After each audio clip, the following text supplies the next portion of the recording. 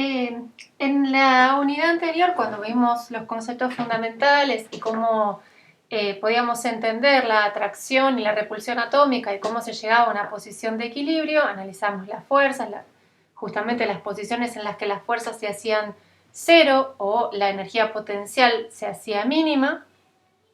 Y dijimos que a partir de eso, a partir de esa posición de equilibrio, entonces nos iba a ser muy útil representar a los átomos como esferas rígidas, considerando que cualquier distancia menor a esa posición de equilibrio, como precisamente los átomos no se iban a acercar más de eso porque las fuerzas de repulsión aumentaban muchísimo, podíamos bien considerar a los átomos como esferas rígidas de ese radio atómico.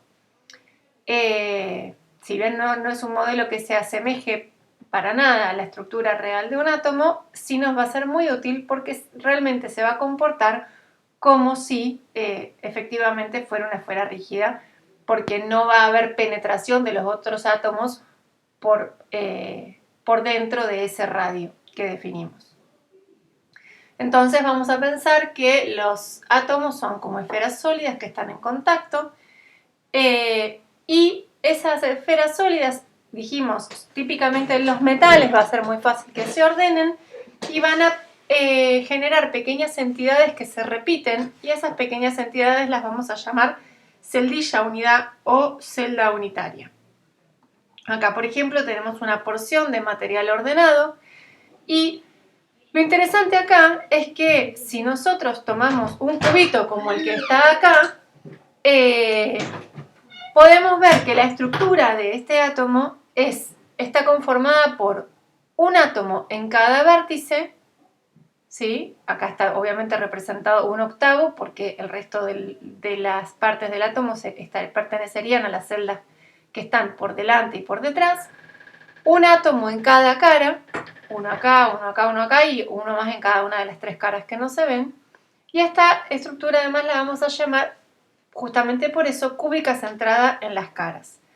Podemos representarlo como está acá, en la que dibujamos los átomos en contacto, esto es lo más realista. También lo podemos representar con esta estructura de alambres, que es más fácil de dibujar, en la que simplemente dibujo la celda unidad y dibujo el átomo chiquitito. Son todos modelos, recordemos, ¿sí? Vamos a ver que la estructura cristalina va a quedar definida mediante su geometría y por la posición de los átomos dentro de ella. Generalmente los vértices van a estar casi siempre ocupados por esferas, por lo menos así va a ser en las estructuras que vamos a estudiar nosotros.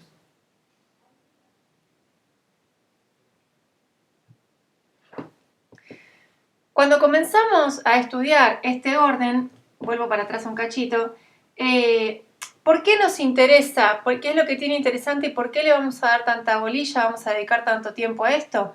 Porque precisamente como esto se trata de una estructura repetitiva, si yo entiendo lo que pasa en este cubito de material, voy a entender lo que pasa en todo el material que esté así ordenado.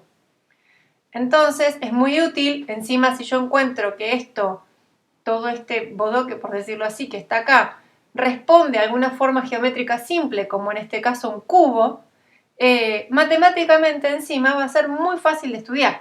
Entonces, por eso es que le vamos a prestar tanta atención a este tema. Para estudiar las estructuras cristalinas y poder compararlas, y después vamos a llegar a algunas conclusiones comparando estos números, hay dos números muy importantes. Uno es el factor de empaquetamiento u ordenamiento atómico, ¿sí? Factor de empaquetamiento atómico, FeA, o factor de ordenamiento atómico. Nosotros sabemos que la naturaleza favorece los estados de mínima energía.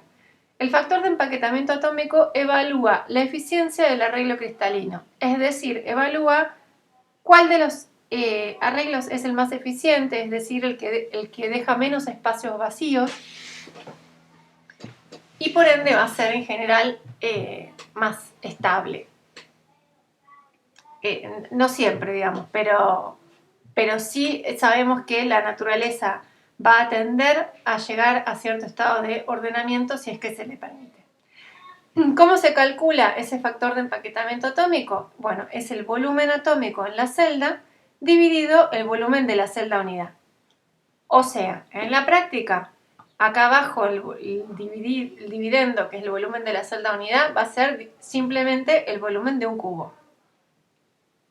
Mientras que la parte de arriba va a ser la parte efectivamente ocupada por átomos. Ahora lo vamos a ver en algunas estructuras como ejemplo.